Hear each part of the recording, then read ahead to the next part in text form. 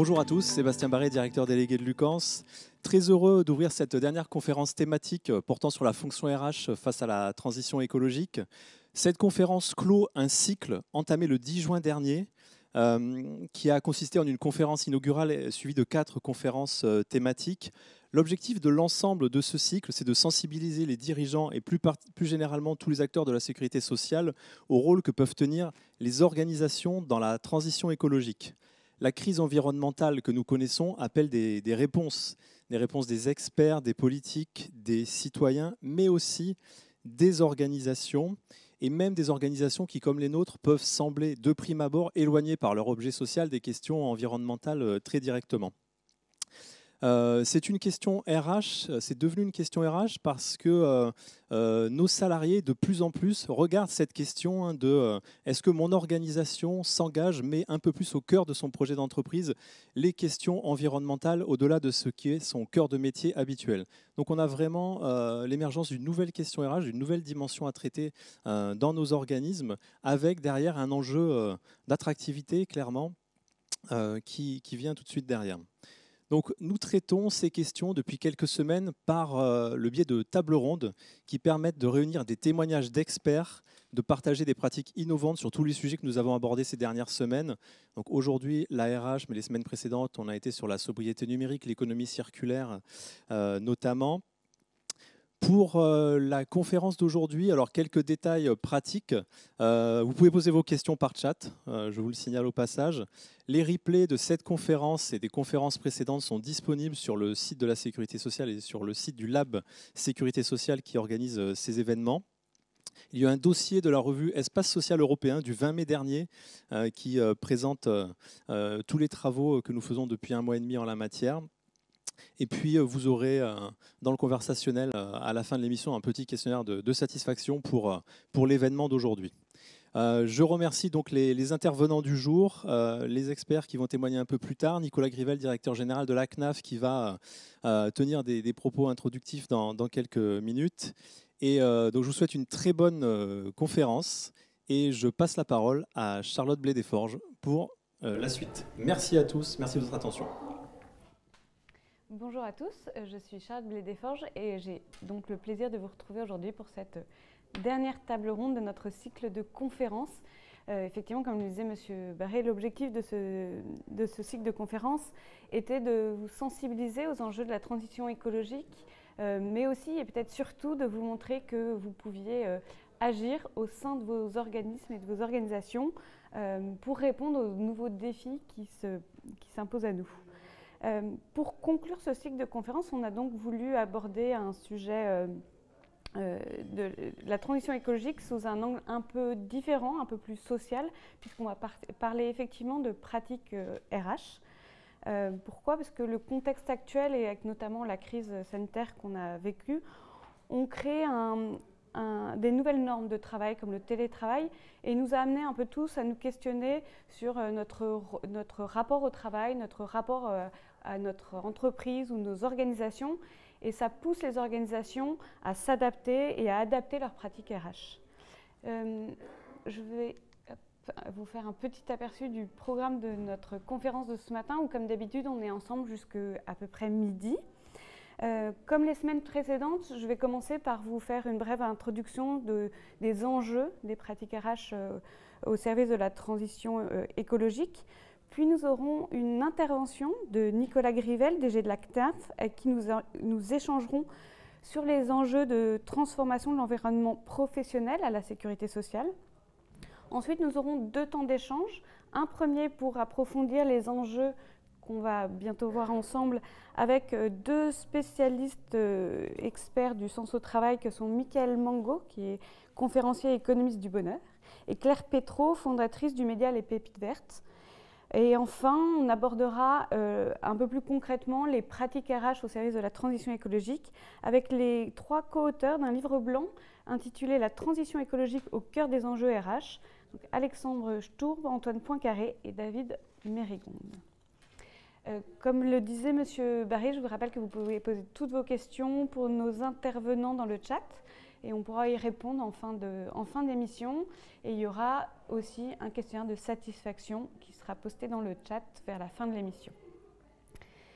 Alors, avant d'interroger nos experts sur le sujet du sens au travail et des enjeux RH de la transition écologique, je vous propose un petit panorama des chiffres et des tendances du sujet qui nous intéresse aujourd'hui. Puisque pour comprendre de quoi on parle, il faut regarder un peu l'évolution de notre rapport au travail, parce que 2 ans après le début d'une crise sanitaire qui a vu émerger des nouvelles pratiques de travail telles que le télétravail, mais aussi un peu un effacement de la frontière entre vie pro et vie personnelle, le rapport au travail a vraiment changé, et c'est ce que nous disent 58% des Français interrogés. Et il y a notamment un sujet de fond qui a émergé, qui est un terme barbare qui s'appelle la QVT, qui est la qualité de vie au travail, qui est devenu un enjeu fondamental pour les salariés, puisque 81% des salariés pensent qu'il s'agit d'un enjeu prioritaire, alors qu'il n'était que 56% en 2018. Alors on vous a mis, parce que ça engendre des phénomènes de société, cette recherche de la qualité de vie au travail et du sens de vie au travail. Donc vous avez sûrement entendu parler de ce qu'on appelle le Big Quit, qui est un phénomène de démission massive qui nous vient des États-Unis. Donc ça a défrayé la chronique encore cette semaine, parce qu'il y a Beyoncé qui a fait une chanson sur le sujet. Mais qu'est-ce que c'est que ce phénomène concrètement ? C'est donc une grande démission d'une grande partie de la population américaine, puisqu'on a recensé 48 millions de démissions en un an, soit 30% de la population active. Un phénomène massif qui a dépassé les frontières des États-Unis, puisque dans le monde, c'est 41% des salariés qui envisageraient de démissionner en 2022. Donc là, on peut se demander, quid de la France? Est-ce que là, on se dit qu'on va avoir 30% de la population active qui va démissionner d'ici la fin de l'année? Eh bien non. En France, comme souvent, la situation est un peu plus paradoxale ou mitigée. C'est-à-dire qu'à la fois, il n'y a pas de big quit parce qu'il y a un taux d'emploi en 2021 qui n'a jamais été aussi élevé. C'est le niveau le plus haut observé depuis que l'INSEE mesure cet indicateur. Mais à la fois, il y a effectivement des démissions plus importantes qu'avant, puisque le nombre de démissions est en hausse depuis 5 trimestres consécutifs et qu'il est 20% supérieur à avant la crise. Donc, si on s'intéresse au pourquoi, en fait, qu'est-ce qui incite ces salariés à aller voir si l'herbe est plus verte ailleurs ? Les raisons qui poussent les individus à démissionner sont multiples, mais on a pu les catégoriser dans quelques grands items qui sont, par exemple, le manque de flexibilité de l'organisation du travail. Donc, c'est les entreprises qui n'auraient pas su s'adapter justement à cette transition vers le télétravail. Le manque de lien avec les collègues, et là, on ne parle pas que du fait qu'avec la distance et le télétravail, justement, le lien se soit distendu. C'est aussi comment est-ce qu'on crée une équipe, qu'est-ce qui fait le fait de se sentir être une équipe au travail. Les mauvaises relations avec le manager, enfin le management aussi. Une mauvaise rationalisation du temps de travail. Donc là, on retombe sur des phénomènes très franco-français que sont la réunionite ou le présentéisme. Et enfin, un item aussi très important qui est l'absence d'engagement fort de son entreprise sur des sujets actuels de RSE, de développement durable.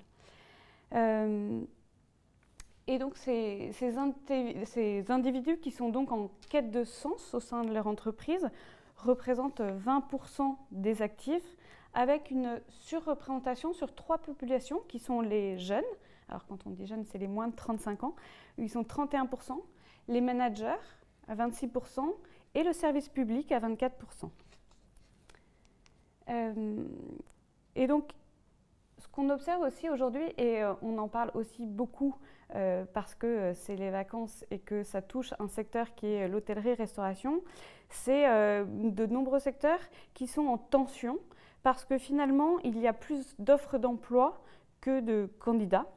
Et donc, on le voit bien, c'est en fait un rapport de force qui s'est inversé sur le marché du travail, où les entreprises et les organisations ont maintenant à la fois donc, plus de mal à recruter des salariés, mais aussi, on l'a vu avec le Big Quit, à les retenir et retenir leurs talents.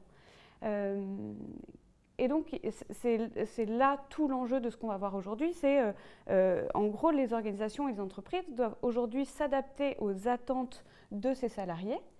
Et ces attentes, elles ont un peu bougé. C'est-à-dire que là où avant la rémunération occupait une place très importante, aujourd'hui, on voit émerger des attentes beaucoup plus personnelles, un peu plus sur la qualité de vie, justement, avec l'épanouissement personnel, le fait de pouvoir avoir une carrière qui ait des perspectives, les conditions de travail, mais aussi la reconnaissance, un équilibre vie pro, vie perso qui est plus équilibré, mais aussi tout ce qui touche autour des valeurs de l'entreprise, de son impact positif, de ses engagements au service de la société. Il y a aussi un autre phénomène auquel les organisations doivent s'adapter, c'est ce chiffre qu'on a déjà partagé ensemble lors d'une table ronde, qui est que 85% des emplois de 2030 n'existent pas encore. Alors pourquoi ? Quand on voit ce chiffre, on pense assez spontanément à tout ce qui peut être autour du numérique, parce que le digital, ça évolue rapidement, et donc il faut toujours des nouvelles compétences, des nouveaux métiers. On peut aussi penser à tous les métiers autour de la silver economy, donc les personnes âgées, parce qu'effectivement, on est une population vieillissante, et donc il y a beaucoup de nouveaux besoins qui émergent auprès de ces personnes. Mais il y a aussi un autre phénomène qui est, on l'a vu ensemble lors de nos précédentes tables rondes, que je vous invite à revoir en replay si vous n'avez pas pu y assister, c'est que en fait, la transition écologique et les enjeux de la transition écologique amènent le besoin de nouvelles compétences, que ce soit de l'éco-conception, sur le numérique responsable, sur la mobilité douce. Et donc, en fait, c'est tous ces enjeux du développement durable qui vont et qui ont déjà commencé à infuser petit à petit tous nos métiers actuels, et donc qui créent un peu des nouvelles compétences à acquérir et des nouveaux enjeux à adresser. Et donc c'est là où l'entreprise et les organisations ont vraiment un rôle à jouer pour s'adapter à ces nouveaux besoins.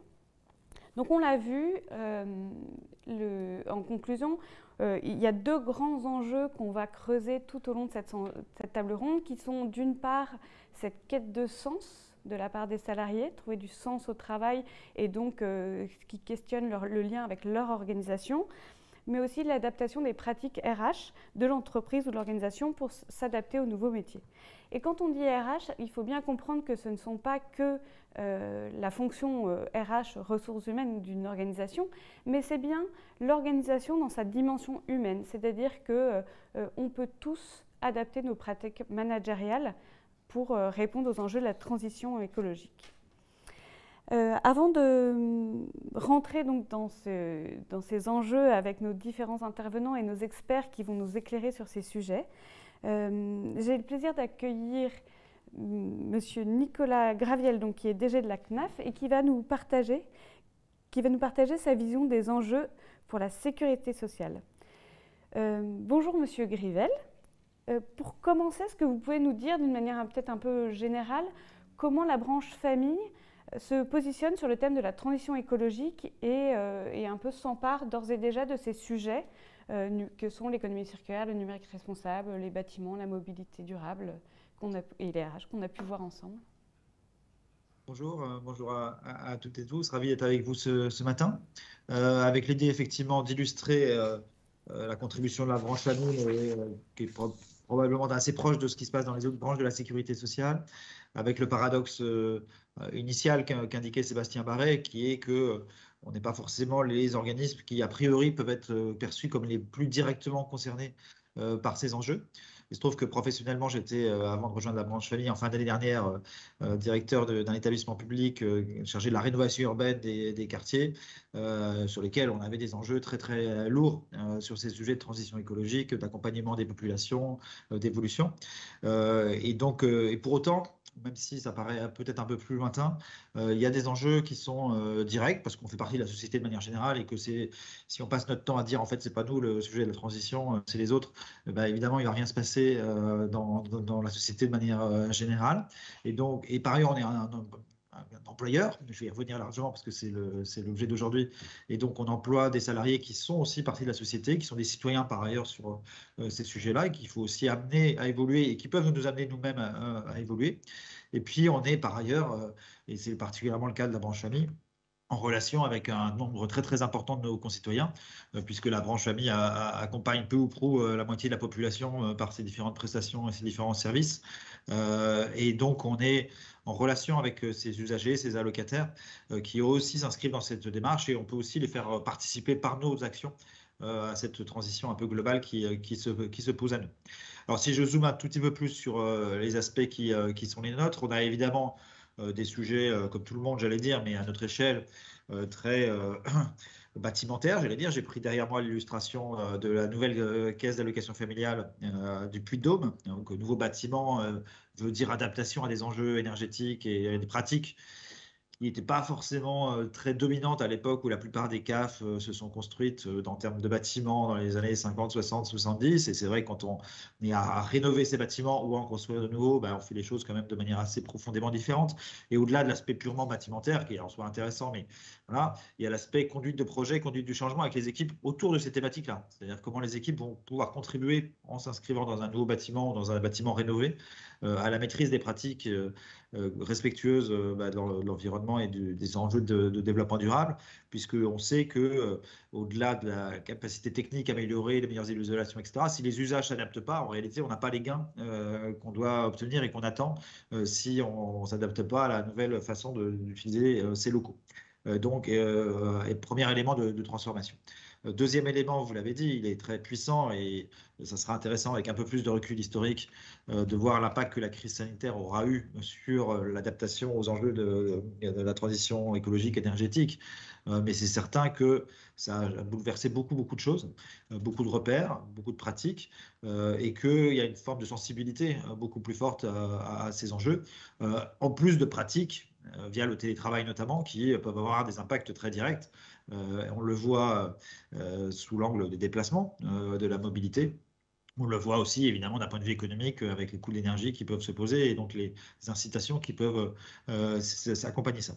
Et donc là aussi, c'est un gros enjeu RH de manière générale et puis de managérial global, à la fois de gérer le télétravail, gérer les nouvelles pratiques, bien sûr, ça c'est peut-être l'objet d'autres débats, même si ça se croise, mais aussi d'en faire un levier d'accompagnement de ce que les salariés peuvent attendre, ou les futurs salariés, puisque vous parliez d'attractivité, peuvent attendre. Et de se dire que nos nouvelles pratiques, elles peuvent à la fois s'être adaptées à des envies, des aspirations individuelles, elles peuvent aussi donner du sens collectif à la façon dont on s'inscrit dans une démarche professionnelle et dans la façon dont à la fois d'acteurs professionnels et d'acteurs citoyens, on participe à une démarche positive. Et donc, le développement des mobilités douces est, de ce point de vue-là, très intéressant parce qu'effectivement, là aussi, il y a des possibilités ou des envies qui n'existaient pas de la même façon qu'avant. Et puis, quand on vient 3 jours par semaine à son travail, c'est pas tout à fait la même chose quand on le fait 5 jours par semaine. Donc, on peut aussi avoir des pratiques qui se différencient. Donc là, on a aussi un effet incitatif. Il y a des accords collectifs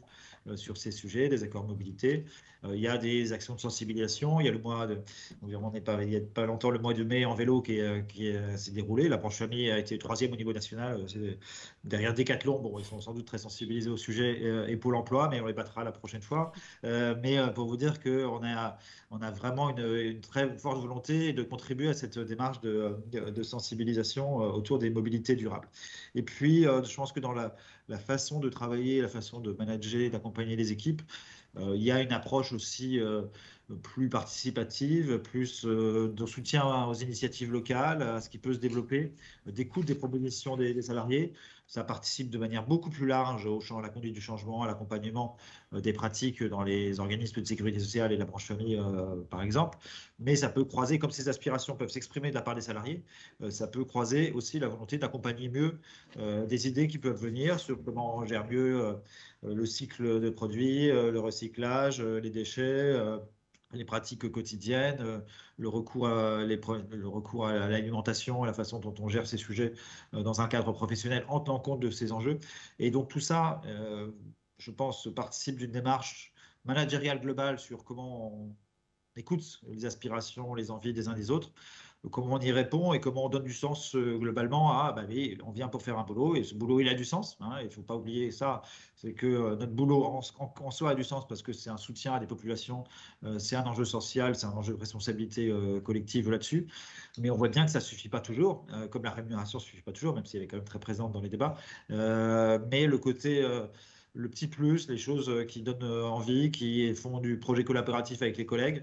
Alors, je ne suis pas un spécialiste du bonheur au travail, vous en avez un juste après nous, mais je pense que ça contribue aussi à cette dimension-là. Et du coup, ça croise un peu le sentiment et l'envie d'autonomie qui s'exprime et l'envie de collectif en même temps. Hein, ce paradoxe un peu permanent du côté individuel et collectif qui peuvent se faire. Voilà, de manière très, très générale, ce que je peux vous dire en première approche sur ces sujets. Donc vous sentez au sein de votre organisation vraiment une évolution des attentes des collaborateurs face à cette question du sens au travail, des pratiques RH Oui, alors, les salariés de la sécurité sociale ne sont pas isolés du reste du monde, hein, donc voilà, ils peuvent exprimer et avoir des envies que vous retrouvez dans les grands chiffres que vous avez donnés. Je refais le lien avec ce que je disais précédemment sur le sens, c'est-à-dire que moi, étant arrivé récemment dans la branche famille et la sécurité sociale, je suis frappé par l'attachement à la mission, l'attachement à l'envie de remplir nos objectifs, de servir la population, etc. Et c'est très fort et c'est aussi un vecteur de solidarité interne, en disant, voilà, y compris dans les périodes plus difficiles, une mobilisation très forte dans le cadre du Covid pour continuer à rendre le service dans des conditions de travail dégradées, difficiles. Et donc, cette mobilisation très forte, elle est aussi un facteur de cohésion. Mais du coup, comme les enjeux sociaux, quelque part, s'élargissent, et la façon d'y répondre doit s'élargir aussi. Ces enjeux enfin, voilà, je ne vais pas opposer comme d'habitude dans le débat fin du mois et fin du monde, mais on voit bien que ces sujets se croisent. Donc on est très focalisé sur la fin du mois, et notamment sur les versements qu'on fait en début de mois pour que les familles puissent tenir le mois. Mais c'est normal, si on ne faisait pas ça, et si on n'avait pas fait ça pendant la crise du Covid, vous imaginez dans quel état aurait été notre pays si les CAF avaient arrêté de verser leurs aides, ne serait-ce que pendant 15 jours, 3 semaines, un mois. Voilà, ça aurait été très très difficile. On a rajouté plusieurs séries d'aides exceptionnelles pour aider les populations. Voilà, donc on a fait plus en plus dans cette période. Donc ça, c'est très fort dans l'attachement des salariés à leur mission, au travail qui est accompli. Mais voilà, c'est aussi de se dire qu'il y a des évolutions de la société, on doit y prendre part. C'est pas pour vous dire évidemment, tout a changé du jour au lendemain. Les salariés des CAF sont des citoyens exemplaires plus que d'autres.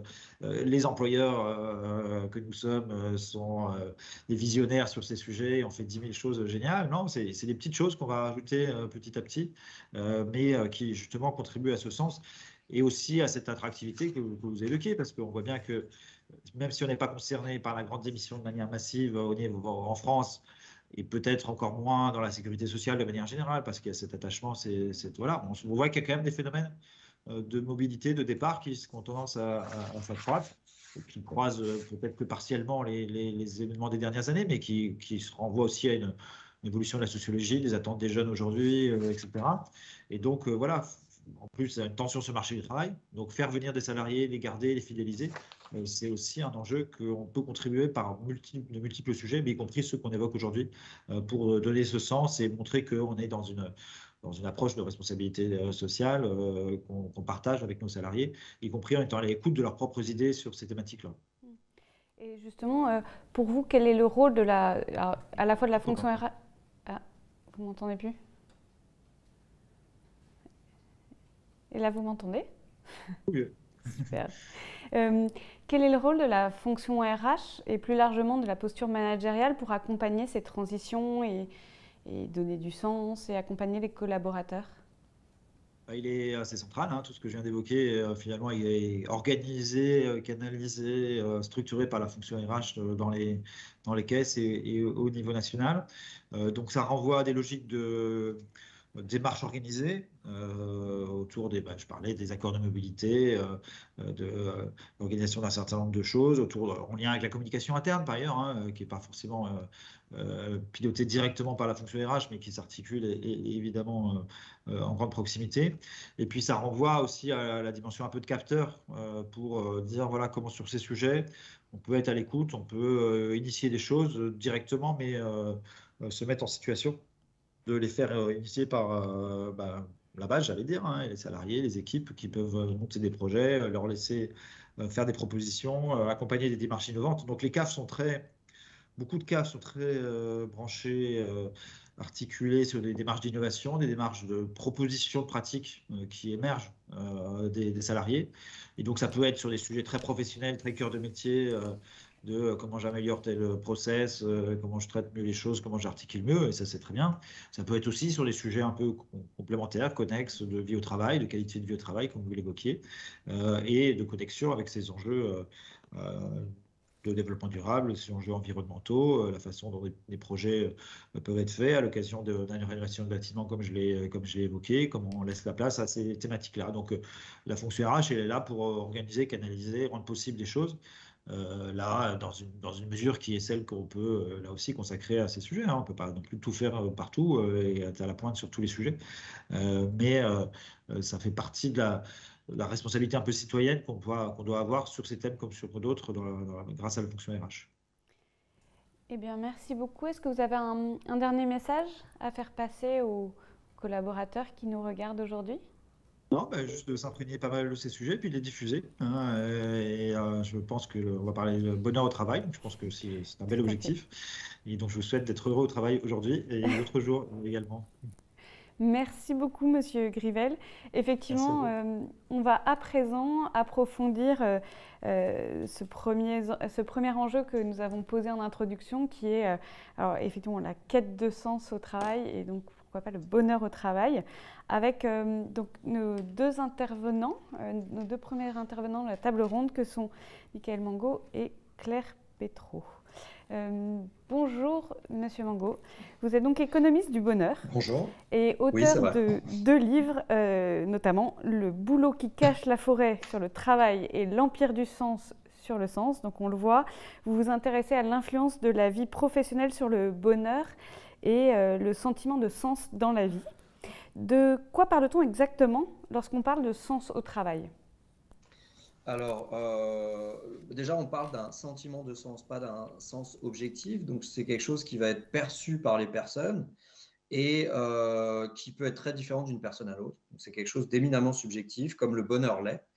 Le sentiment de sens dans la vie ou au travail, c'est quelque chose qui va être perçu à partir de sa situation personnelle. Bon, il y a plein de chercheurs, il faut savoir qu'il y a plein de chercheurs sur le sentiment de sens au travail et aussi sur le sentiment de sens tout court dans la vie.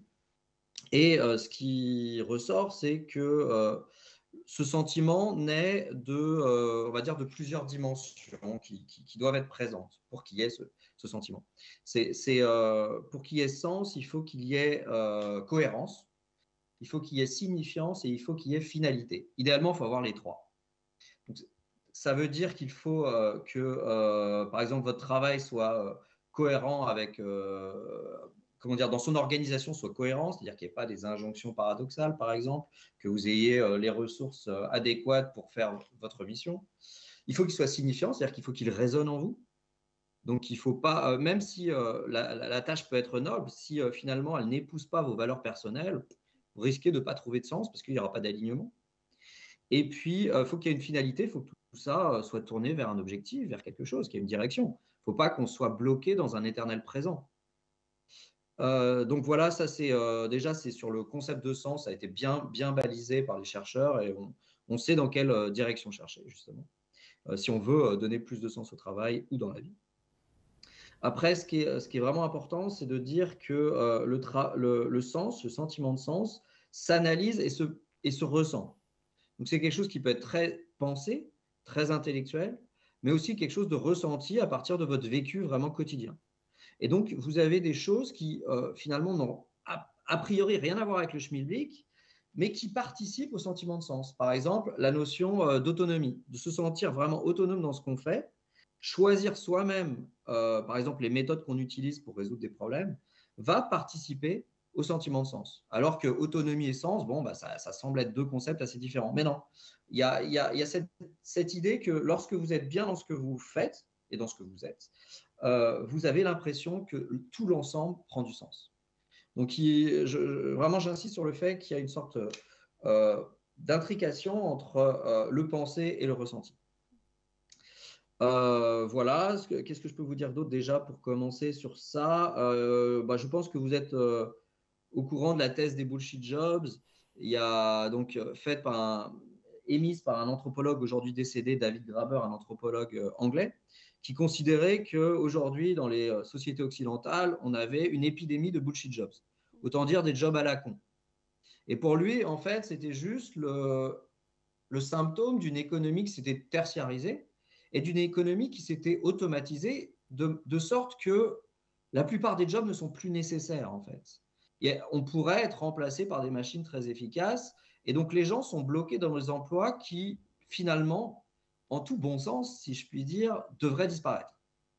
Et donc, je me suis intéressé à cette question. Est-ce que vraiment les gens ont l'impression que leur job ne sert à rien et qu'ils devraient être remplacés aussi vite que possible par des machines, quoi.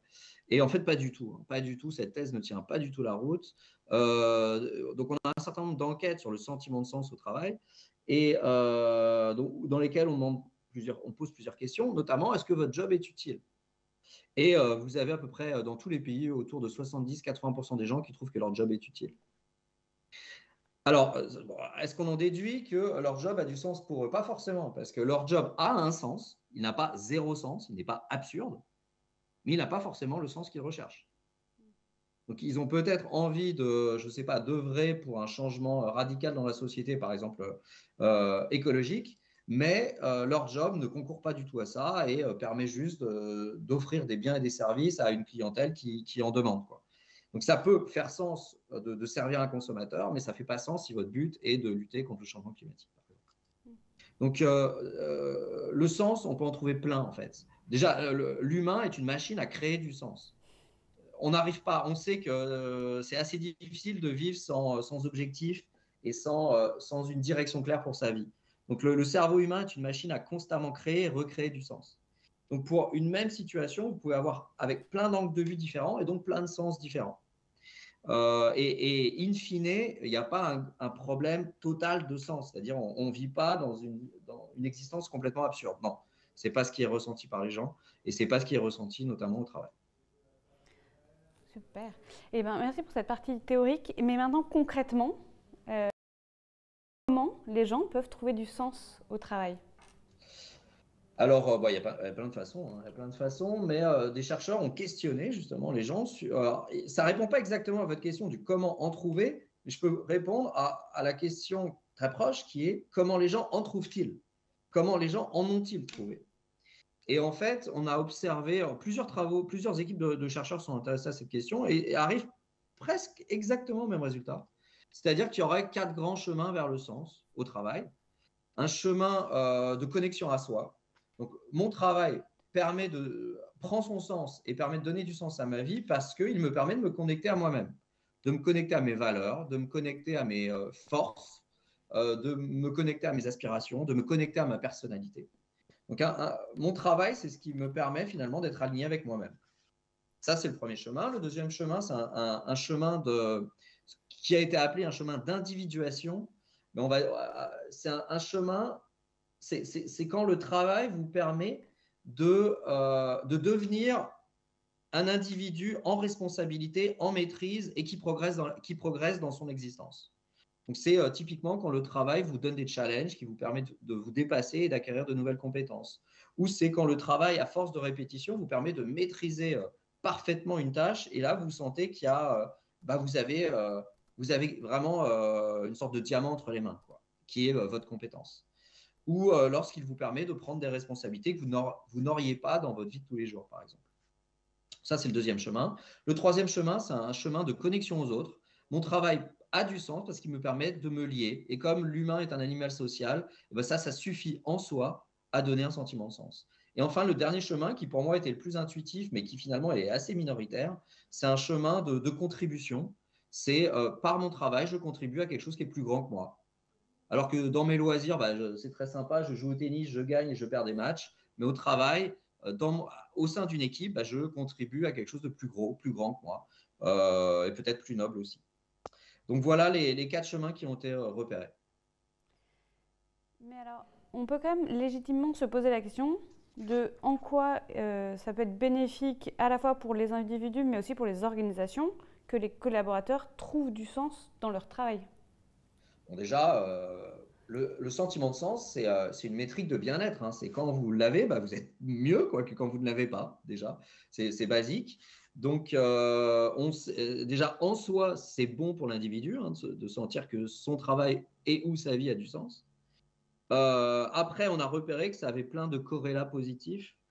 Les personnes qui trouvent du sens à leur travail bah, sont plus satisfaits de leur travail. Voilà. On a repéré aussi que ça se connectait au sentiment de sens dans la vie. Quand vous trouvez du sens dans votre travail, ça vous aide à trouver du sens à votre vie. Et puis, de manière plus prosaïque, quand vous trouvez du sens dans votre travail, vous ressentez beaucoup moins de stress au travail, vous avez beaucoup plus d'émotions positives au travail, beaucoup moins d'émotions négatives au travail, et votre risque de burn-out semble être diminué aussi. Donc cette notion de, en fait, faire la même tâche, mais avoir l'impression qu'elle a du sens ou l'impression qu'elle n'en a pas, change tout. Change tout. Et augmente, si vous n'avez pas cette sensation, ça augmente drastiquement votre risque de faire un burn-out. Donc ça, c'est du côté de l'individu. Donc il est très clair que c'est bénéfique. Il n'y a vraiment pas de discussion là-dessus. C'est très bénéfique de ressentir du sens. Mais c'est aussi bénéfique pour l'organisation. On a repéré que les employés qui trouvaient du sens dans ce qu'ils faisaient bah, étaient beaucoup plus assidus au travail, beaucoup plus productifs, restaient plus longtemps. Sur la productivité, il y a des expériences très sympas qui sont faites en laboratoire où on voit pour des mêmes tâches, hein, et parfois des tâches un peu bébêtes, hein, où vous devez construire j'en ai une en tête là, c'est vous devez construire des figurines en Lego. Ben, si on vous dit à quoi ça sert ou si on vous dit rien, ben, ça change tout, ça change votre productivité à cette tâche, alors que la rémunération est la même. Et encore mieux, si après vous voyez que ça n'a servi à rien, par exemple si on détruit votre figurine de Lego, et ben, ça diminue votre productivité pour les tâches à venir, parce que vous ne voulez pas travailler dans un monde absurde, tout simplement. Et puis, de manière moins évidente, on a repéré que les gens qui trouvaient du sens à leur travail avaient de meilleures relations au travail et notamment avaient des comportements plus citoyens dans l'entreprise. C'est-à-dire qu'ils allaient faire des choses qui ne sont pas vraiment de leur ressort. Par exemple, changer les gobelets à la fontaine à eau, par exemple. Des choses qui ne relèvent pas de leur fiche de poste, mais qu'ils font volontairement parce qu'ils sont de bonne composition, parce que l'ensemble a un sens. Et on a évoqué plutôt une autre notion qui est le bonheur au travail. Est-ce que trouver du sens dans son travail, c'est forcément synonyme de bonheur au travail? Non, non. Le sens et le bonheur sont vraiment deux dimensions différentes du bien-être. Elles sont corrélées, hein, c'est mieux d'avoir l'un pour avoir l'autre, mais il n'y a pas un signe égal entre les deux, hein, pas du tout. On peut très facilement imaginer une vie ou un travail plein de sens, mais qui n'aurait pas un bonheur associé. C'est la vie du martyr, tout simplement. C'est celui qui se donne corps et âme à une tâche ou à une cause, mais pour qui, finalement, cela vient rogner toutes les autres dimensions de la vie. Ça vient rogner sur sa vie personnelle, sur ses loisirs, sur ses relations amicales, sur le sport, des choses comme ça. Et donc, c'est quelqu'un qui pourra trouver énormément de sens, mais qui, quand il réfléchira à sa vie, ne dira pas que sa vie est parfaitement satisfaisante. Il sentira qu'il y a un énorme déséquilibre, par exemple. Et inversement, vous avez des gens qui sont très très bien dans leur vie sans trouver soit un sens à leur vie, soit un sens à leur travail.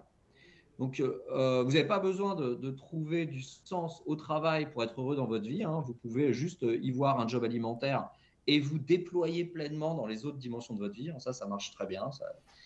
Et puis, même pire que ça, on a repéré, ça c'est une chercheuse en Autriche qui s'appelle Tatiana Schnell, qui a repéré un truc bizarre, c'est que de plus en plus de gens ne trouvent pas de sens à leur vie dans les pays développés, hein, mais sont quand même heureux, relativement heureux. Donc elle appelle ces gens des gens qui vivent une sorte comment elle l'a appelé, de désintérêt existentiel. C'est-à-dire qu'ils ne cherchent même pas à avoir du sens, ça leur va. Alors, sachez quand même que ces personnes n'atteignent pas le niveau maximal de bonheur. Ils ont une vie qui est correctement satisfaisante, on va dire. Mais vous voyez, quelqu'un qui n'aurait pas de sens, ne trouverait pas de sens, ne s'effondre pas sur lui-même. Non, on peut vivre quand même sans cette sensation de sens. Donc, le point essentiel que j'aimerais faire passer, c'est qu'il n'y a pas du tout de signe égal entre les deux. Vraiment pas. Mais alors du coup, quel est le rôle d'une organisation là-dedans, enfin des individus, pour cette balance entre sens, bonheur, mais aussi les organisations? Alors, c'est pas si simple, hein. Pour l'individu, bon, le sens, encore une fois, concourt à un bien-être général, hein, donc c'est mieux d'en avoir, mais on sait que ceux qui trouvent énormément de sens dans ce qu'ils font vont avoir une sorte de péché mignon, c'est qu'ils vont y allouer beaucoup trop de temps et trop d'énergie. Et donc, on a le cas classique, les entrepreneurs, par exemple. Les entrepreneurs trouvent énormément de sens dans ce qu'ils font, ont une satisfaction du travail proche de 10 sur 10, mais par contre, ils ne sont pas du tout plus heureux dans leur vie. Pas du tout. Et quand on les questionne, on comprend pourquoi. Hein, c'est que leur vie sentimentale est complètement reniée. Ils ne voient pas grandir leurs enfants. Ils n'ont plus de temps pour faire du sport. Du coup, ils grossissent. Et ça ne concourt pas à leur bonheur. Donc, s'il y avait un conseil à donner aux individus, c'est oui, d'essayer de trouver du sens dans leur travail, mais de mettre eux-mêmes des garde-fous pour pas que cela vienne empiéter sur tout le reste. Ça, c'est du côté des individus. Puis du côté des organisations, il y a une erreur il y a un écueil dans lequel il ne faut surtout pas tomber, c'est celui de forcer le sens, de créer une sorte d'injection au sens et à un sens unique dans l'entreprise. Non, il y a de multiples représentations du travail et vous allez avoir des collaborateurs qui vont être focalisés sur le client. Ça trouvera du sens pour eux de servir le client. D'autres verront plutôt the big picture. D'autres verront plutôt leur développement personnel. Et je pense que l'organisation doit accepter cette multitude de représentations du travail au sein de l'entreprise. Et si elle venait à faire une injonction d'un certain type de sens, eh ben, elle perdrait tous les bénéfices associés au sens, parce que dans la notion de sens, il y a la notion de signifiance. Déjà, ça doit résonner en moi.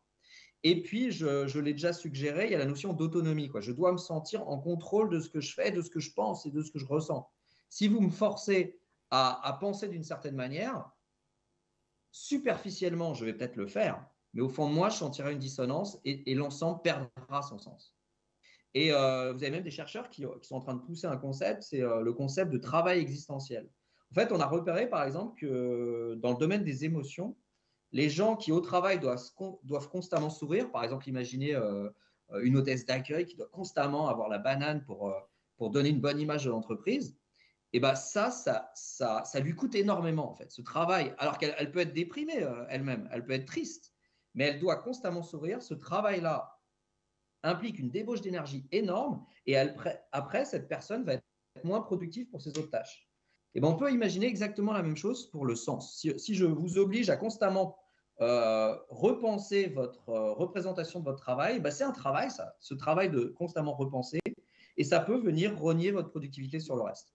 Donc, il vaut mieux être un peu coulant sur cette notion de sens. Il faut vérifier que vous n'avez pas des éléments qui viennent complètement perturber la bonne marche de l'entreprise, mais il faut être un peu coulant sur comment les gens perçoivent leur travail. Merci beaucoup, vraiment très intéressant. Je pense qu'on y voit un peu plus clair sur le sens au travail, le bonheur, toutes ces notions un peu complexes. On va maintenant accueillir notre deuxième intervenante sur le sujet, Claire Pétraud. Bonjour. Vous avez fondé les Pépites Vertes, qui est à la fois un média qui donne la parole aux jeunes engagés professionnellement pour la transition écologique et une communauté de jeunes engagés. Est-ce que vous pouvez nous en dire un peu plus sur ce qu'est exactement une pépite verte ? Tout à fait. Merci beaucoup pour l'invitation. Et juste avant de rentrer exactement dans la définition de la pépite verte, je vais juste revenir sur le pourquoi définir le concept de la pépite verte au départ et intégrer ça dans deux grilles de lecture. Une grille de lecture individuelle qui s'inscrit dans la continuité de tout ce qu'on se raconte depuis le début, à savoir cette quête de sens grandissante chez les jeunes étudiantes et étudiants que moi j'ai mesuré directement parce que j'ai terminé mes études en 2019 et j'ai toujours fait mes jobs et mes stages dans le secteur de la transition écologique. Donc assez naturellement, j'ai été identifiée par mes pairs comme une fille qui avait trouvé sa place dans le secteur de l'économie à impact. Ce que j'ajouterais juste au-delà de la quête de sens, c'est que non seulement ces jeunes venaient vers moi parce qu'ils avaient envie d'avoir un impact, mais aussi, surtout, parce qu'ils avaient et parce qu'ils ont peur. Et cette notion vraiment d'anxiété vis-à-vis du futur, je pense que c'est aussi un des éléments structurels qui fait que cette quête de sens est d'autant plus grande. D'une part, donc on avait des étudiants qui me disaient mais comment on trouve un job impact, d'une part. D'autre part, moi je suis dans l'écosystème de l'impact depuis 5 ans, j'ai travaillé à la ruche qui dit oui, qui connecte des agriculteurs et des consommateurs, j'ai travaillé dans l'économie circulaire et puis plus récemment j'étais la directrice de la communication de Change Now, qui est un grand événement qui réunit beaucoup d'acteurs de l'impact positif. je vois les entreprises se transformer, je mesure ce sujet de marché en tension, ces enjeux d'attractivité et de rétention des talents. Et donc, à partir de là où j'ai vu une brique individuelle et une brique structurelle avec des problématiques, je me suis dit, qu'est-ce que je peux, moi, développer en tant qu'innovatrice au centre pour pouvoir éventuellement essayer de résoudre ce problème. Et donc, c'est là que la pépite verte est la solution à tous vos problèmes. Je plaisante.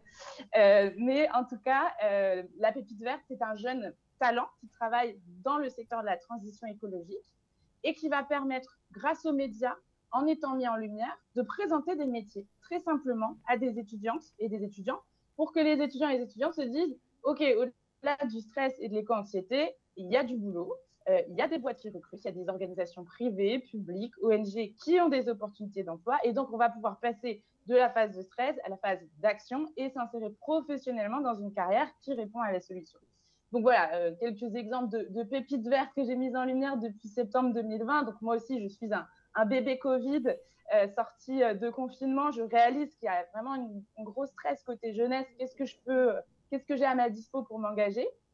Je lance une chaîne YouTube et j'interviewe beaucoup de jeunes salariés de la transition écologique. Par exemple, Théophile qui travaille à la LPO, la Ligue pour la protection des oiseaux à Angers, et qui nous explique son parcours pas du tout linéaire pour finalement arriver en tant qu'animateur pour sensibiliser à la préservation de la biodiversité.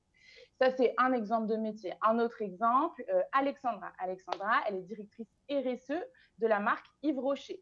Et elle nous explique comment, à 25 ans, elle a grimpé pour pouvoir avoir des responsabilités à l'échelle d'une marque. Un dernier exemple pour vous montrer aussi ma volonté de montrer la diversité, ça peut être Jasser.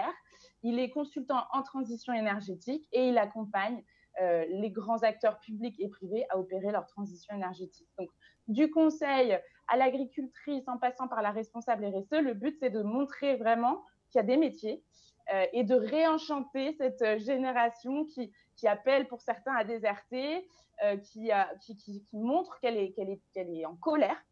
Et ben nous, on a envie de transformer cette colère en action.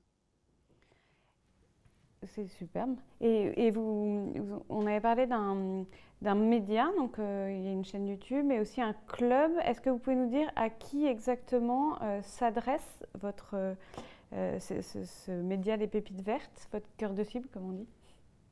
Tout à fait. Donc, comme je vous le disais, le constat du départ, c'était équiper la jeunesse. Donc, quels sont les usages de la jeunesse? La jeunesse consomme des vidéos, donc j'ai lancé YouTube, Instagram, et puis nous, on a une cible quand même très jeunes actifs, donc on est aussi bien présent sur LinkedIn. Donc, on diffuse auprès d'étudiants et de jeunes actifs sur ces plateformes-là et sur notre site internet, puisqu'on a aussi une page ressources pour justement aider les gens à cartographier toutes les plateformes de recrutement de jobs à impact, les acteurs qui permettent de faire ces bilans qui nous étaient présentés juste avant, de vouloir se connecter à soi, à son ikigai, qui je suis, pourquoi, quelles sont mes compétences. Donc voilà, nous, on a volontairement référencé tous ces acteurs-là pour les gens qui cherchent un job. Ceci dit, comme je vous le disais, le cœur du projet, ce sont des pépites vertes, donc des jeunes actifs qui sont en poste et qui racontent leur métier sur la plateforme, enfin sur nos plateformes. Et ce qui s'est passé, c'est qu'en 2021, en septembre 2021, je me suis dit comment aller plus loin pour vraiment créer une communauté autour de ce secteur-là, puisque aujourd'hui, Jasser dont je vous parle, Alexandra, Théophile, Sarah agricultrice, ils sont tous isolés.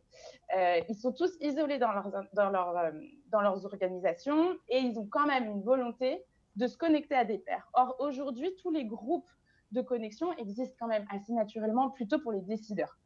On a beaucoup de groupes de développement durable, mais plutôt on va s'attacher à former les CEO, par exemple avec la Convention citoyenne des entreprises pour le climat, etc. Et donc, il n'y avait rien qui était fait pour ces jeunes actifs qui rentrent sur le marché du travail. Et c'est là que j'ai créé un club en voulant répondre à des problématiques, en allant à la rencontre de ces jeunes salariés. Je leur ai dit, mais c'est quoi? Ok, vous êtes engagés, on sent que vous êtes à fond dans votre boulot, mais c'est quoi vos problématiques? Donc, un sentiment d'isolement. Un sentiment aussi, et on le disait en introduction avec M. Grivel, de connaître qu'une verticale du défi complexe de la transition écologique. Si je suis très bon en énergie ou en climat, je ne saurais pas bien parler de la biodiversité. Or, c'est complètement lié. Si je suis forte à la RSE, il faut que j'ai vraiment en tête tous les enjeux sociaux qui sont liés. Et donc, il y avait cette volonté, comme on n'est pas formé, toujours pas formé dans les écoles et dans l'enseignement supérieur à ces défis-là, de pouvoir se connecter à une communauté de pairs apprenantes et mutualiser les connaissances. Donc, il y avait ça. Et puis, enfin, évidemment, une volonté de pouvoir peser. Parce que quand on est un junior dans une entreprise, on n'ose pas trop prendre la parole en public, pendant les réunions, on a l'impression que notre avis importe peu. Et du coup, évidemment, il y a une volonté de faire communauté pour se sentir plus fort ensemble. Et donc, ce club se formalise en ligne avec des séminaires, des webinaires, et une plateforme digitale qui permet de connecter les gens, et en physique avec 3 moments pendant lesquels nos jeunes du club se rencontrent. Et on est très vigilants parce que moi, je viens du Maine-et-Loire, dans une petite ville qui s'appelle Segré à côté d'Angers, à assurer la diversité des membres de notre communauté pour ne pas trop centraliser nos discussions autour de Paris et des sièges qui sont à Paris, et s'assurer d'avoir un ancrage territorial. Donc, c'est en ça qu'on a aussi cette audience jeunes actifs qu'on aide et qu'on accompagne.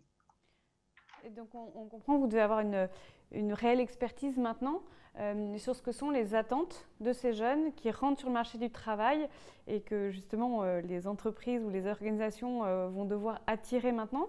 Est-ce que pour qu'on puisse en tirer des enseignements pour la sécurité sociale, vous pouvez nous dire ce que vous avez appris sur ces attentes précisément? Tout à fait. Et au-delà même des attentes, j'aimerais vous partager ce que j'ai appris de la réalité du terrain. Qu'est-ce que c'est qu'être un jeune salarié ou une jeune salariée de la transition écologique au quotidien? Et j'aimerais vraiment, et c'est une belle opportunité pour moi de porter ce sujet-là et de faire le lien évidemment avec ce que disait Mickaël juste avant sur ce sujet de la santé mentale et de la surexposition et de la frontière qui se réduit entre l'engagement professionnel au nom de du sens et de la cause et l'engagement personnel, puisque j'ai vu pendant cette première année des membres de notre club avoir et subir un burn-out à 25 ans et que j'ai moi-même subi ce burn-out, mais là on rajoute encore plus la brique entrepreneuse que vous citiez, Mickaël, donc là moi j'ai coché toutes les cases. Non seulement je suis éco-anxieuse, j'ai peur pour le futur, non seulement je suis en train de créer une entreprise, donc il y a beaucoup de stress, et au-delà de ça, j'ai l'impression de répondre à une quête qui me dépasse et que du coup, je ne dois pas compter mes heures. C'est pas bon. Et du coup, je trouve aussi qu'au Pépites Vertes, on a la responsabilité de faire savoir aux accompagnants et aux acteurs de ce sujet RH que on va assister à de plus en plus de burn-out militants et engagés parce que non seulement le sens donne envie de se donner, mais en plus de ça, il nous prend aux tripes. Et donc ça, c'est quand même quelque chose que j'ai mesuré, sur lequel je n'ai pas encore tous les outils, mais on est en train de cartographier des outils de prévention pour limiter en amont, aider les gens à identifier les signes, et des outils aussi pour accompagner avec des professionnels de santé pour éviter l'impact que peut avoir le burn-out à moyen terme et long terme sur les gens. Donc ça, c'était une première petite partie santé mentale que je voulais partager en interne. Au-delà de ça, sur les attentes de ma communauté, et encore une fois, c'est représentatif uniquement de ma communauté. Comme le disait Mickaël, il y a plein de personnes pour qui ce qui compte, c'est pas spécialement l'engagement. Et moi, j'aime bien un peu nuancer ce truc de les jeunes cherchent un job engagé. Je suis pas sûre. C'est une certaine partie des jeunes.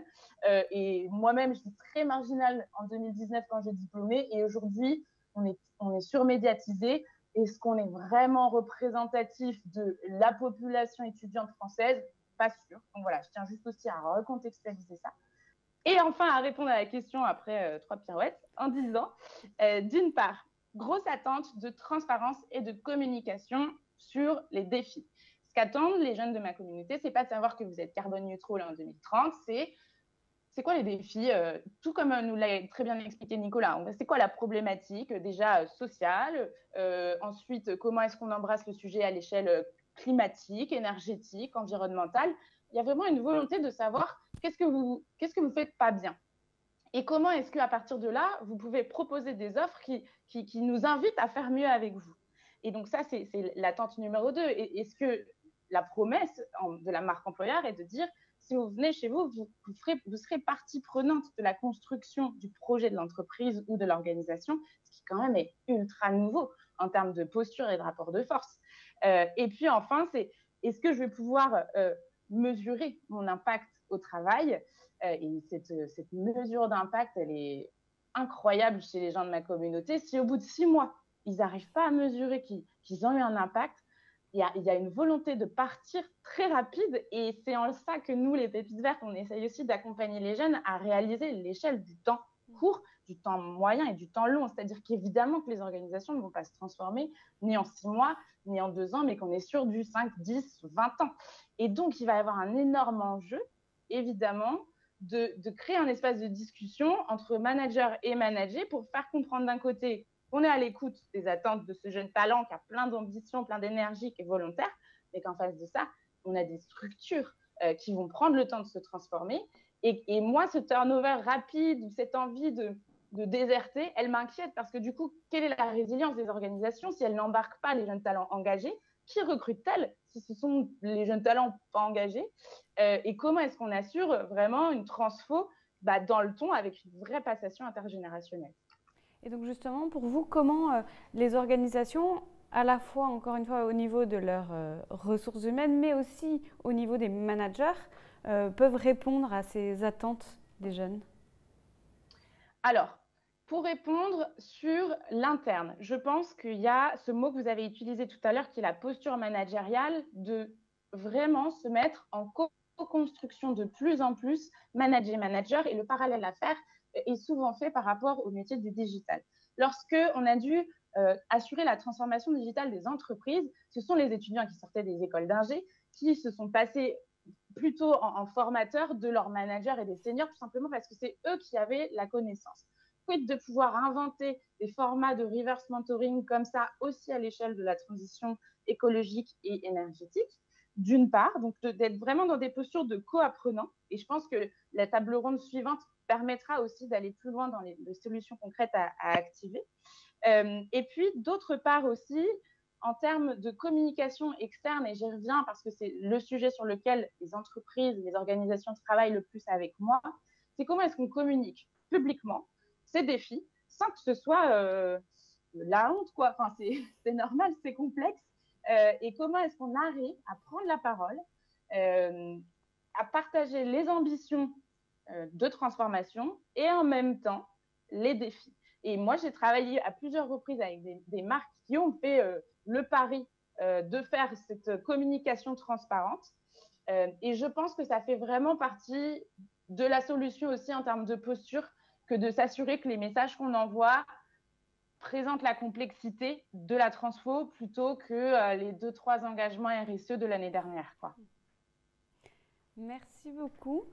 J'ai peut-être une petite question quand même pour conclure cette première table ronde, parce que là, on a quand même beaucoup parlé des jeunes générations, et c'est vrai qu'on entend souvent que cette question du sens au travail, elle est propre, c'est une question générationnelle qui est propre aux jeunes générations.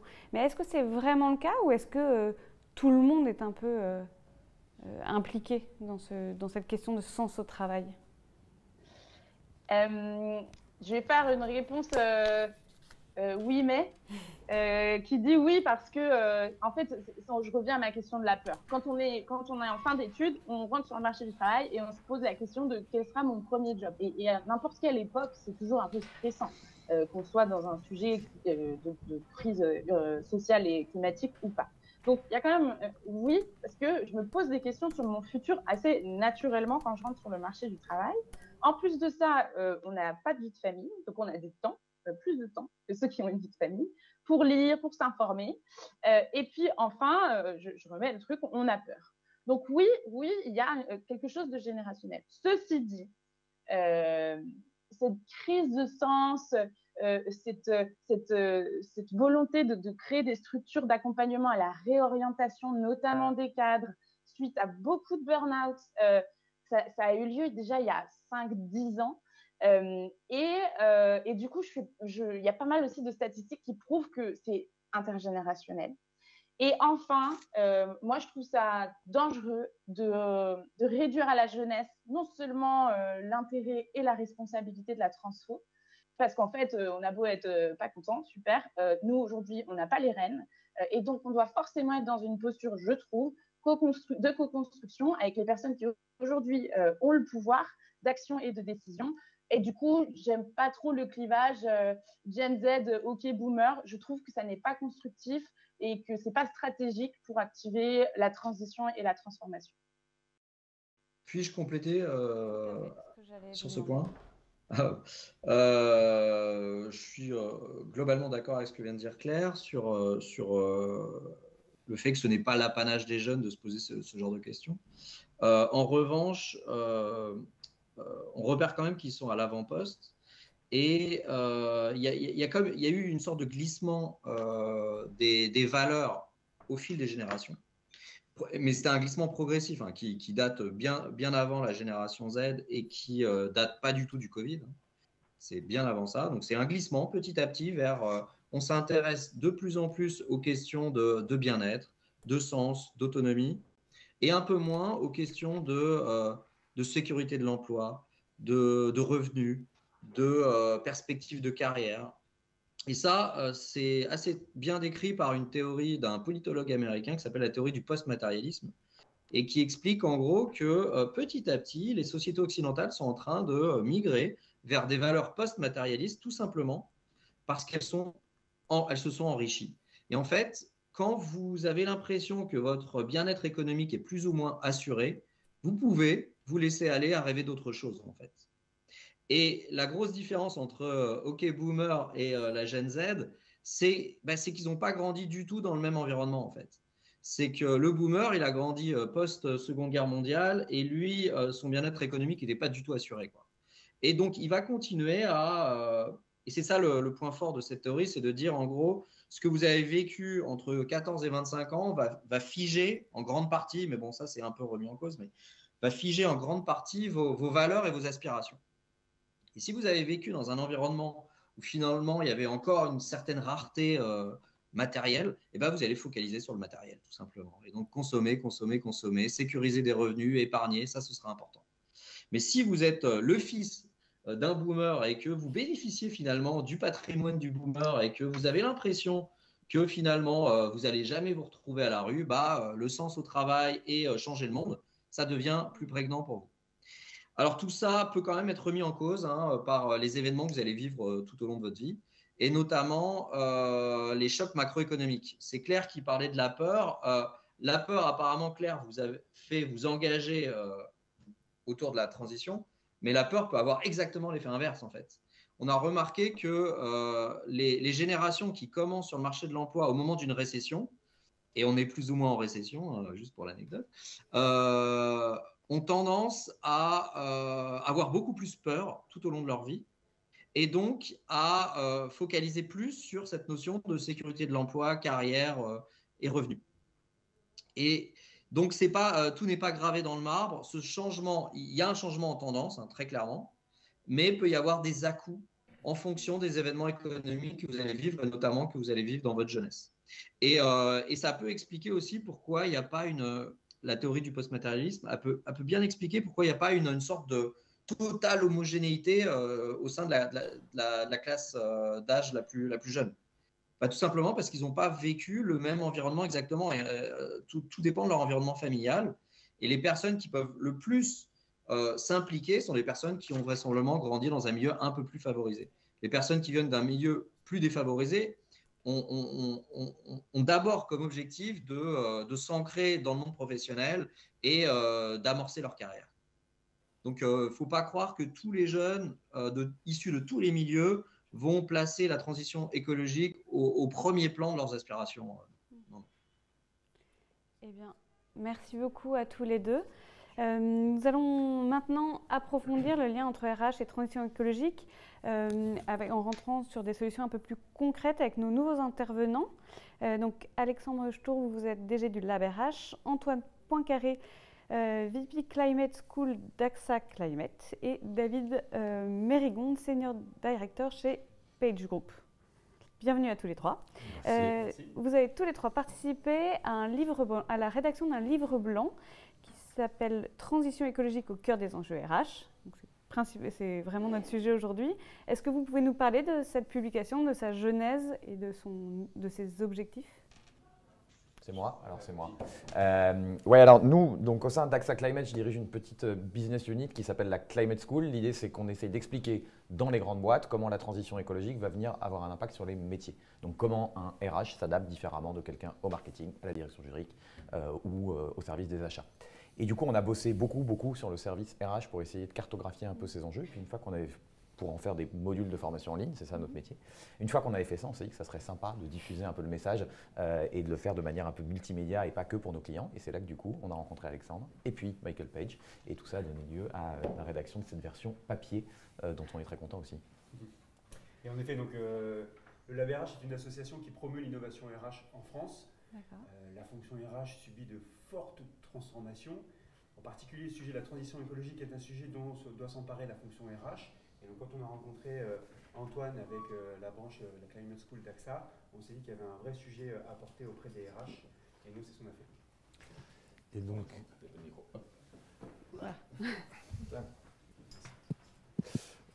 Et donc, oui, David Mérigonde au sein de Page Group, qui regroupe plusieurs entités, Michael Page, Page Personnel, on a Page Sourcing, on a également MPIM qui va intervenir sur du recrutement de cadres, du recrutement de cadres dirigeants, cadres confirmés, et on a, on va dire, un œil très privilégié sur ce qui se passe dans les entreprises en matière de recrutement et puis en matière de pratique dans les entreprises. C'était aussi la manière de pouvoir être associé à ce livre blanc. Alors, ce livre blanc qui, je le précise, est disponible en ligne si ça vous intéresse, donc recense les 4 enjeux principaux qui lient les fonctions RH et la transition écologique. On le voit, le premier enjeu identifié, c'est l'adaptation nécessaire au changement climatique des entreprises et organisations. Est-ce que vous pouvez nous en dire plus sur comment est-ce qu'elles peuvent anticiper les problématiques liées au dérèglement climatique et les implications sur les conditions de travail des salariés? Donc vous avez dit le bon mot, hein, c'est adaptation. Ça fait des années qu'on se concentre beaucoup sur ce qu'on appelle l'atténuation, c'est-à-dire réduire les émissions de gaz à effet de serre, mais de toute façon on est parti pour que ça se réchauffe et ça commence à poser des vraies questions. En Inde, il y a eu une grosse vague de chaleur, on a vécu une semaine intense aussi en France. Ça va se répéter. En gros, on pense que le climat de Paris sera celui de Marseille en 2050. Alors, ce n'est pas le climat d'Abidjan, mais le problème, c'est qu'il y a 2 grosses différences entre Paris et Marseille. D'abord, on n'a pas le Mistral et la mer. Et la seconde, c'est que Marseille, c'est une ville qui s'est construite comme une ville chaude, avec des rues plus étroites, et nous, pas du tout. Donc, c'est ce genre de changement qu'il faut anticiper. Ça se traduit par des choses très concrètes sur des contrats de travail. Il y a les premières entreprises aux États-Unis qui placent dans les contrats ce qu'ils appellent des climate leave, c'est-à-dire des jours où, parce que les conditions ne sont pas bonnes, on ne viendra pas travailler. Et bien, comment ça se gère dans le département RH d'une entreprise, au sein des rapports avec, en France, le rapport à la Sécu. Donc, ça va ouvrir toutes ces questions-là. Il y a des boîtes qui savent le faire. Vous travaillez dans le bâtiment, aujourd'hui, ça existe. L'été, ils commencent plus tôt, ils font des pauses plus longues parce qu'il fait chaud déjà, vague de chaleur ou pas. Donc, globalement, vous êtes Eiffage, vous êtes Bouygues, ça devrait aller, vous avez les mécanismes. Vous êtes BNP Paribas, vous êtes Michelin, dans des professions de bureau, bah, ça n'existait pas. Donc, il va falloir les passer, ces contrats. Alors, vous travaillez qu'en France, c'est déjà jouable, mais vous êtes une très grande boîte, il faut le faire dans tous les pays du monde. Il faut peut-être regarder comment il faut le faire d'abord en Inde avant de le faire en France, parce que ça va arriver plus vite. Donc, c'est ces sujets-là, assez administratifs RH finalement, mais sur des choses toutes bêtes qui vont être des vagues de chaleur, des zones de sécheresse, ce genre de choses. Du coup, si on passe au deuxième enjeu, qui est contribuer à la décarbonation de l'organisation, pareil, dans quelle mesure les fonctions RH peuvent y contribuer? Je vais me permettre, tu vas donner un exemple, David, très concret. En effet, alors quand on parle de décarbonation, la fonction RH va de manière assez basique se dire tiens, je vais mettre du zéro papier et je vais décarboner de cette manière-là. En réalité, en fait, la fonction RH peut aller un cran plus loin sur la relation avec les responsables des locaux pour avoir des locaux plus éco-responsables, sur les flottes automobiles pour des fonctions commerciales et mettre à disposition des voitures électriques ou hybrides à minima, ou tout simplement pour l'ensemble des salariés, eh bien, de pouvoir leur proposer des mobilités alternatives, mobilités douces, comme des trottinettes, des vélos, etc. Et donc là, il y a un vrai rôle des RH justement à impulser cette décarbonation à tous les niveaux de l'entreprise. Mais je crois que David, côté Page Group, a un beau témoignage à nous passer. Oui, et c'est une des raisons aussi pour lesquelles le groupe s'est impliqué dans ce livre blanc par rapport à nos pratiques et essayer de toujours avoir un temps d'avance et de changer à un moment donné des réflexions qui dataient un peu dans l'organisation.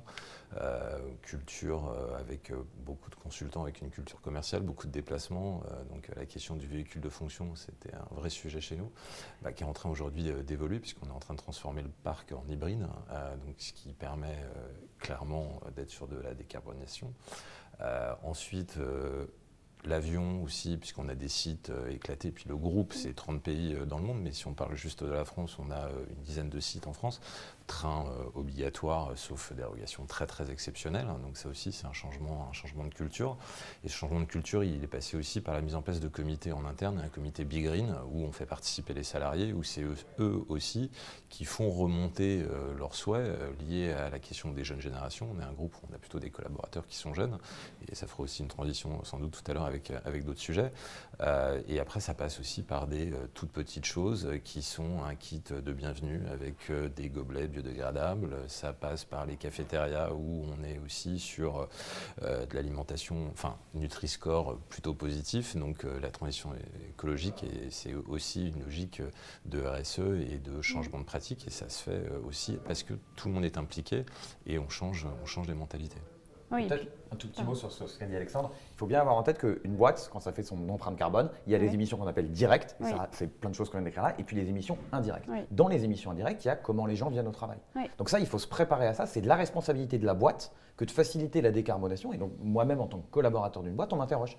Comment tu viens au travail? Tu viens en scooter, il est thermique, il est électrique, tu viens en voiture. Et donc c'est vraiment de la responsabilité des RH de faire ça, parce qu'il y a un KPI et qu'il y a un KPI de la boîte. Oui, et puis il y a aussi tout ce volet qu'on avait vu dans le numérique responsable de digitalisation de certaines pratiques. Enfin, on l'a vu avec le télétravail, il y a des réunions qui se digitalisent ou ce genre d'événements. Et après, c'est toujours une question à se poser entre digitalisation, sens. Enfin, et puis après, il y a un autre débat. Alors peut-être qu'Antoine peut témoigner là-dessus, mais on parle de plus en plus aussi de métavers dans la fonction RH. Ah, oui. Et donc l'impact carbone quand même est très important. Oui. Donc la digitalisation, oui, mais jusqu'à quel niveau? On l'avait vu dans le numérique responsable, effectivement, de toujours se poser la question du sens et de la finalité, et vraiment concevoir la chose dans son ensemble, dans sa globalité, et pas juste penser le digital c'est mieux. Et autre truc, c'est un peu plus subtil que ça encore, c'est-à-dire que ce qu'on constate sur le télétravail, on regarde, ça vient de commencer, c'est qu'il y a aussi des effets rebonds de déplacement. C'est-à-dire si je reste chez moi toute la journée, mécaniquement je suis plus enclin à prendre ma voiture pour aller faire quelque chose un peu plus loin le soir que j'aurais pas fait si j'avais déjà passé ce temps dans le transport. Donc quand on le regarde à l'échelle du bilan global, puis il y a évidemment des choses sur comment on se chauffe ou comment on refroidit une maison individuelle par rapport à un immeuble comme ici qui a été pensé pour refroidir de manière efficace. Donc ça ouvre plein de questions et il va falloir vraiment regarder le truc. Tout à fait. Et pareil, on l'a déjà beaucoup abordé lors des précédentes tables rondes, le salarié a vraiment un rôle clé à jouer, enfin, où les collaborateurs ont un rôle clé à jouer dans ces enjeux de transition écologique. Comment la fonction RH peut accompagner ces salariés, enfin collaborateurs? Il y a des collectifs de boîtes qui se montent beaucoup. Alors moi, donc, je travaille au sein du groupe AXA, et donc il y a un groupe qui s'appelle AXA pour le climat, qui fait environ 1500 personnes et qui joue le rôle d'aiguillon interne. C'est des gens très engagés qui font toujours ça en dehors de leur métier. C'est pas du tout partie de leur job desk, si j'ose dire. La question, c'est comment on écoute ces gens, comment on les nourrit. C'est hyper positif. Si à un moment, ils ont le sentiment de ne pas être écoutés dans la boîte, ça va devenir compliqué. Ça va devenir des gens qui vont être frontalement contre la boîte, qui vont tout d'un coup prendre la parole sur les réseaux sociaux. Donc, il y a une vraie question de comment je gère ces collaborateurs engagés. Comment je fais demain si Charlotte, vous me dites « Ah bah c'est super le séminaire, mais moi je ne prends plus l'avion ». Comment ça se traduit ça? Est-ce qu'on accepte? C'est quoi le process grosso modo? Donc il faut parler à ces gens, il faut les écouter, il faut montrer que la boîte fait des efforts. Il faut être capable d'attirer des talents, jeunes ou pas jeunes, vous entendez tout à l'heure, qui vont effectivement avoir ça chevillé au corps, qui vont vous demander, ok, je rejoins telle boîte, c'est quoi ces engagements? On peut poser la question dans l'autre sens. Ok, et toi, collaborateur qui vient, moi j'ai des objectifs de réduction de la moitié de mes émissions, comment tu vas m'aider à le faire? C'est un énorme enjeu, à la fois de marque employeur, d'attraction des nouveaux talents et de rétention des talents existants, comptablement, si j'ose dire, et puis dans leur capacité à faire leur boulot de manière engagée.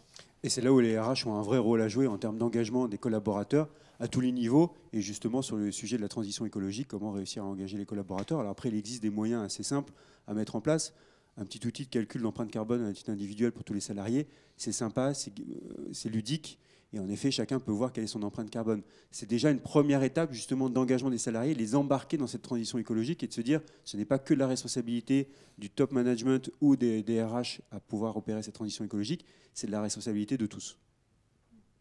Et puis il y a des choses très techniques, mais il y a de plus en plus de boîtes qui mettent des objectifs de réduction, soit dans la rémunération des patrons de business unit, soit même dans les accords d'intéressement-participation de l'ensemble des collaborateurs. Alors, ce n'est pas l'intégralité du montant, mais vous avez 10% qui sont sur réduction de l'empreinte, se former, monter en compétence sur le sujet. Donc ça démarre, et ça pour le coup, c'est le boulot des RH et des services de paye de faire ça correctement.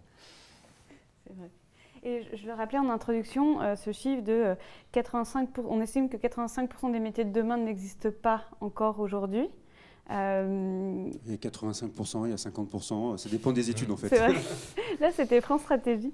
Mais peu importe le chiffre, en fait, c'est comment est-ce qu'une fonction RH peut s'adapter à ce futur dont on ne connaît pas encore en fait les besoins. Alors ça, j'ai une conviction parce qu'on sort de 10 ans de transfo digital. Quand vous regardez les prédictions en 2010 sur ces nouveaux jobs de 2020, il y en a qui tombent assez juste, c'est assez rigolo. Mais fondamentalement, donc ils disaient des gens qui vont dans le métavers, être designers d'avatar, des gens dans les cryptos. C'est rigolo, ça fait quelques métiers. Donc il y aura ces nouveaux métiers sur lesquels on mettra un peu de lumière, du vert, du green. Mais ce n'est pas ça qui s'est joué depuis 10 ans. Il y a toujours des acheteurs, il y a toujours des marketeurs, il y a toujours des avocats dans les boîtes, il y a toujours des directeurs financiers et des directions financières.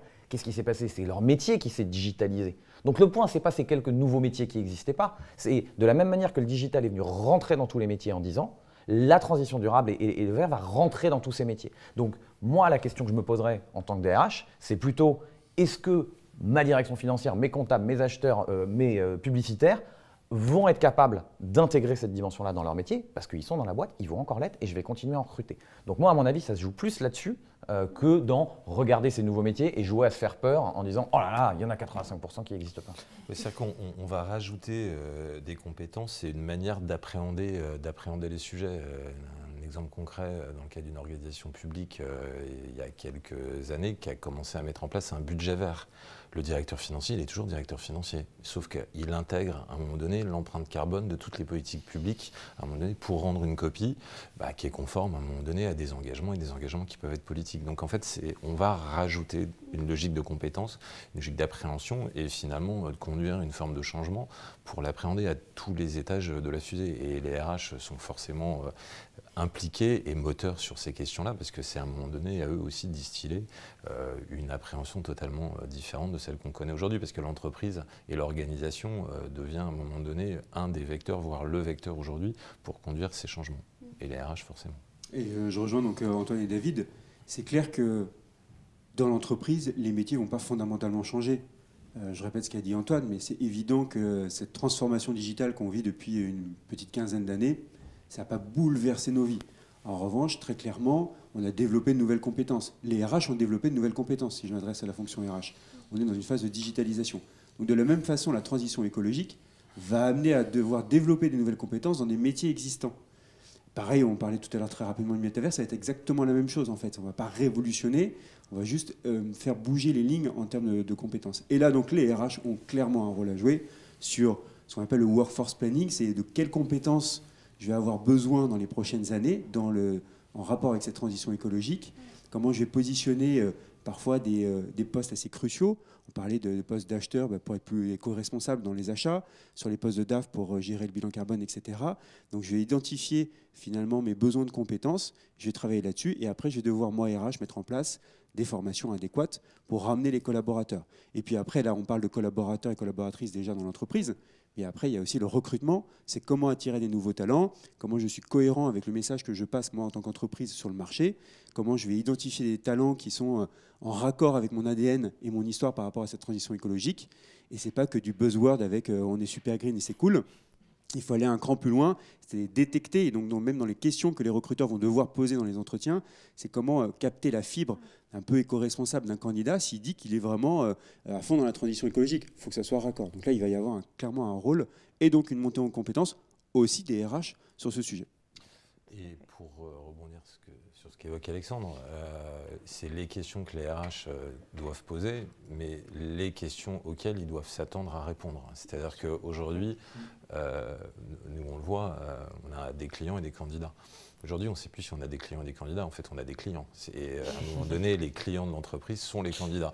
Et quand on a et des organisations au sens large, et les RH doivent être en capacité de répondre à des interrogations qui sont aujourd'hui légitimes. Et au-delà de la question environnementale, c'est la question de l'impact positif. C'est-à-dire qu'à un moment donné, les postes ils se transforment avec une logique d'impact positif. Et l'impact positif, il doit rayonner au niveau de l'entreprise et de l'organisation, ce qui veut dire que ça doit se voir et ça doit se mettre réellement en pratique, parce qu'après le deuxième sujet, c'est la rétention des talents. C'est-à-dire qu'à un moment donné, aujourd'hui, les cadres sont confrontés ont le choix, et ce choix, il peut se matérialiser aussi par une distorsion entre la réalité de ce qu'on leur a vendu et la réalité de l'entreprise, et aller voir ailleurs, donc c'est fondamental.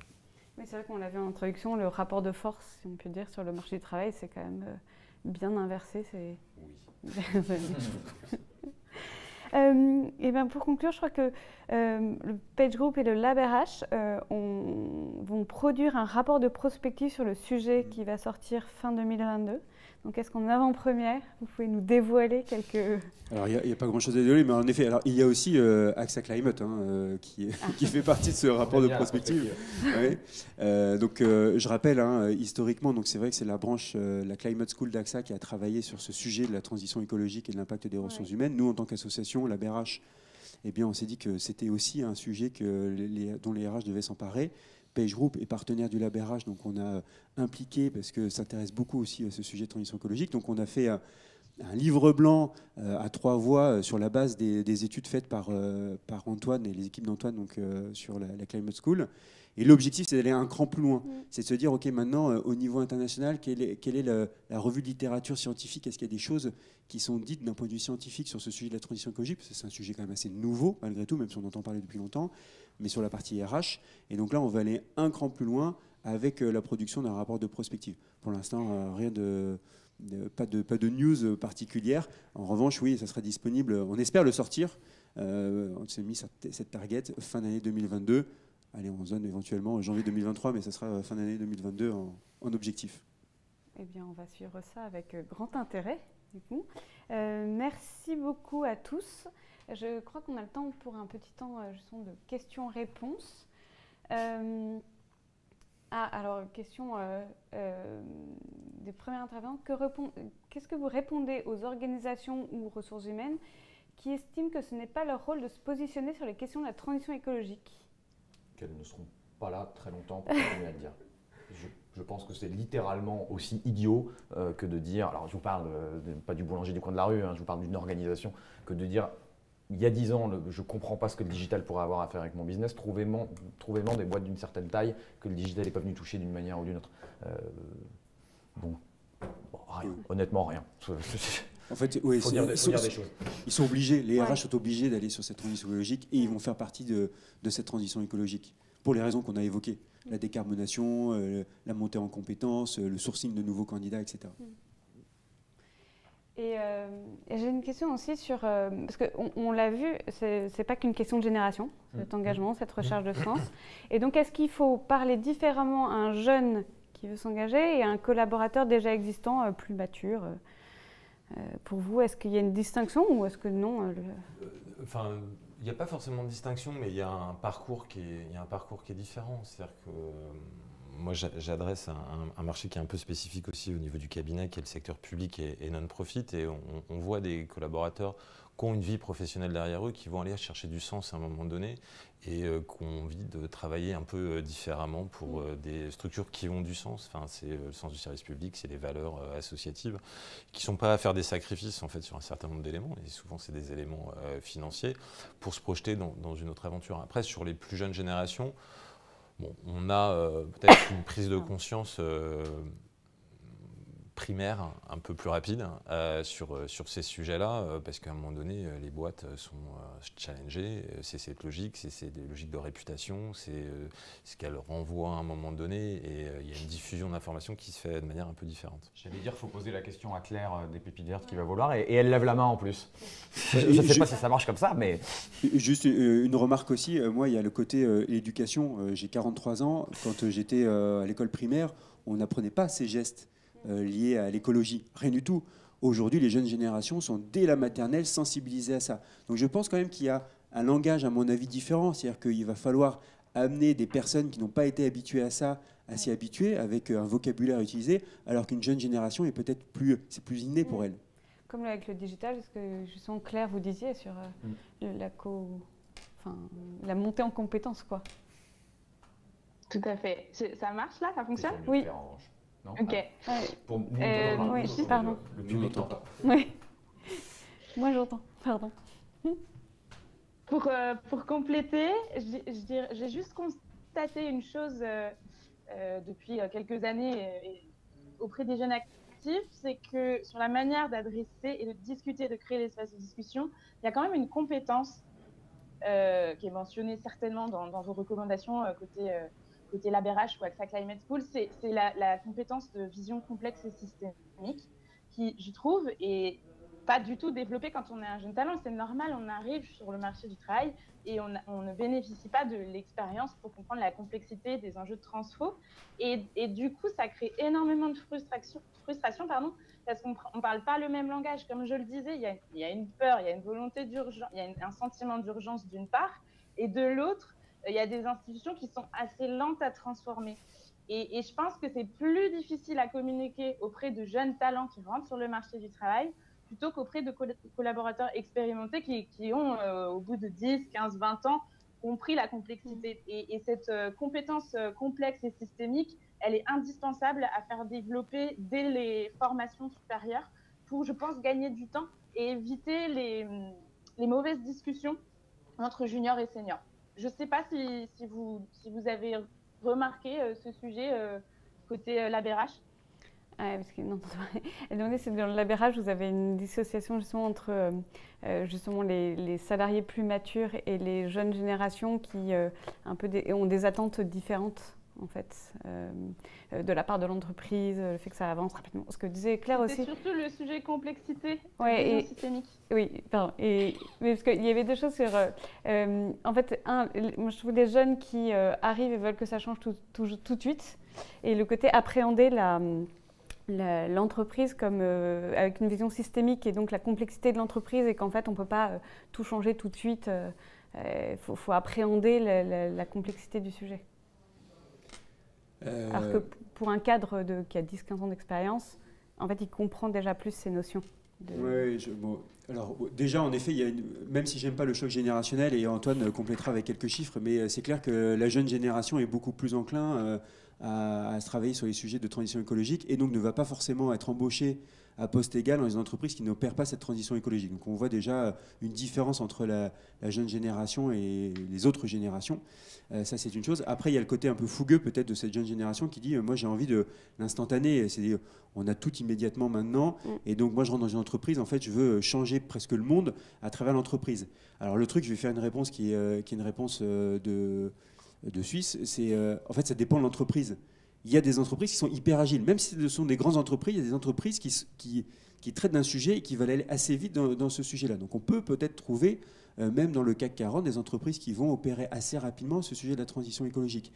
Et à l'inverse, et on le retrouve aussi, je pense que David peut témoigner en tant que recruteur, on voit des entreprises, même des PME, où on se dit, oui, des PME, elles peuvent être très agiles parce que petite entreprise, mais en fait en réalité détenues par le fondateur de l'entreprise et qui n'est absolument pas ouvert au changement. Donc en fait, il n'y a pas de règle, on ne sait pas trop. Après oui, une jeune génération peut vouloir aller plus vite, mais ça dépend vachement de l'entreprise en fait, plus que du candidat ou du collaborateur. Ça fait 10 ans que ce qui empêche de dormir les CEO de boîte, c'est un peu ce que vous décrivez, c'est-à-dire un peu le potentiel sclérose des organisations. Est-ce que j'arrive à me réorganiser assez vite, à prendre les virages assez vite? Donc la réponse, ça ne peut pas que être attendons des cadres qui, après 10 ans d'expérience, auront compris la systémie de l'entreprise. C'est-à-dire qu'à un moment, les boîtes doivent s'alléger, les boîtes doivent prendre des décisions plus vite. Ce qui va permettre à des jeunes collaborateurs engagés de dire « Ok, j'accepte parfois un peu de lourdeur et un peu d'inertie dans une boîte plus grande », c'est à l'inverse la mesure d'impact. C'est-à-dire vous êtes dans une boîte qui a 1000, 2000 restaurants, 1000, 2000 sites, qui transportent des tonnes et des tonnes de matériel, vous allez avoir plus d'impact que si vous arrivez dans une petite boîte. Et c'est cet équilibre-là, je pense qu'il faut trouver. L'ampleur de l'impact d'un côté et les difficultés à le mettre en place de l'autre. Eh bien, merci beaucoup. Alors, on me dit que je n'ai pas le temps de poser les dernières questions, alors qu'il y avait des questions très concrètes. Envoyez-les-nous. Oui, et donc tout à fait, on les fera passer sur le site de Lucans, parce qu'il y avait des questions sur comment mesurer son impact carbone ou les fresques du climat. Donc, je pense il y a des sites très bien. Vous tapez empreinte carbone personnelle, il y a un site de l'ADEME qui est très bien fait, et vous trouverez plein de choses pour votre empreinte carbone personnelle. Voilà, sinon j'avais d'abord… Oui, faites des fresques. Ah, bon, voilà, on a répondu en version flash aux dernières questions et sinon n'hésitez pas à les poser sur le site de Lucans et on les fera passer aux intervenants et même pour ceux qui n'étaient pas en plateau. N'hésitez pas.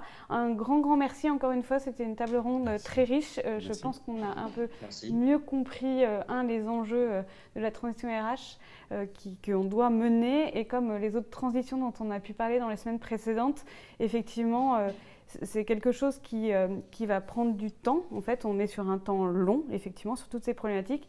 Et encore une fois, c'est tous ensemble qu'on va y arriver. C'est-à-dire que que ce soit un jeune collaborateur, des fonctions support. En fait, c'est tous ensemble qu'on a la solution aux problématiques qui se posent à nous. Elisabeth Laville avait conclu la première conférence de ce cycle par une citation de Alain pour vous inciter à l'action maintenant, qui était « Le secret de l'action, c'est de s'y mettre ». Je rajouterais juste une phrase d'un écrivain canadien, Robin Sharma, qui dit « Rêvez grand, commencez petit, agissez maintenant ». Merci beaucoup.